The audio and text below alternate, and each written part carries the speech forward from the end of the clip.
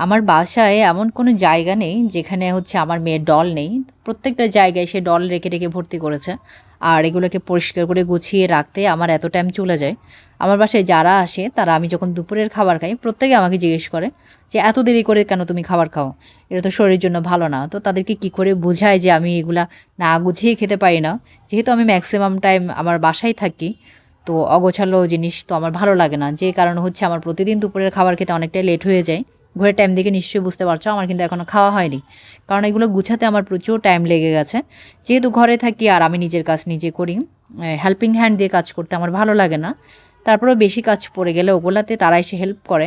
আর এখন যা পরিস্থিতি দেখতেই পাও যে খবরের কাগজ খুললে বা টিভিতে খবর দেখলে হেল্পিং হ্যান্ড কী, কী করে ফেলছে।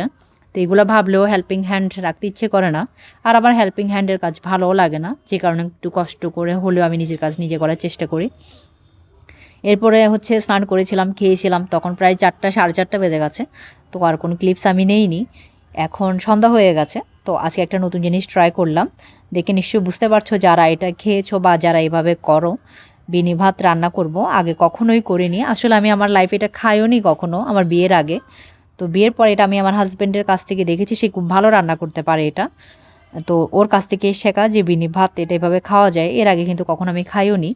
তো আজকে আমি ১ম ট্রাই করলাম। ওই শিখিয়ে দিয়েছে যে, "এভাবে করো, পারবে তুমি।" তো নতুন কিছু শিখলে ভালোই লাগে।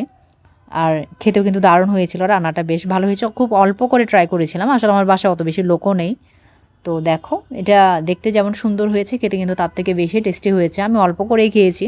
কারণ এখানে নারকেল আর হচ্ছে আ গুড় ইউজ করা হয়েছে। নারকেলটা আমার মানে আমি খেতে পারি না খুব একটা। শীতের টাইমটাই হচ্ছে এরকম পিঠে-পুলি খাওয়ার টাইম। তবে আমাদের বাসায় এখনো পিঠে বানানো হয়নি। তো ১ম বার হচ্ছে বিনি ভাত দিয়েই শুরু করা হলো। এরপর বানানো হবে পিঠে। তো আমি ১ম ট্রাই করলাম। ২ বার করে করেছি। কারণ যেহেতু জায়গাটা ছোট ছিল তাই ২ বার করে করতে হলো। আর করার পরে সে মেয়ে একটু ট্রাই করলো। আমার মেয়েও কখনো খায়নি। তো সে আজকে খেয়ে দেখছে যে এটা কেমন হলো, রিভিউ দিচ্ছে দেখো।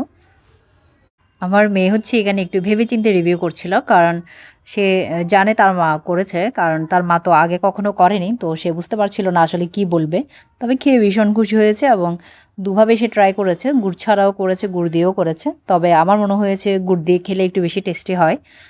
গুড় ছাড়া খেতেও ভালো লাগছিল কিন্তু গুড় দিয়ে একটু বেশিই টেস্টি মনে হচ্ছিল। সবাই অল্প, অল্প করে খেয়েছে কারণ আমি বানিয়েছিও অল্প করে। দেখো লুকটা কেমন এসছে।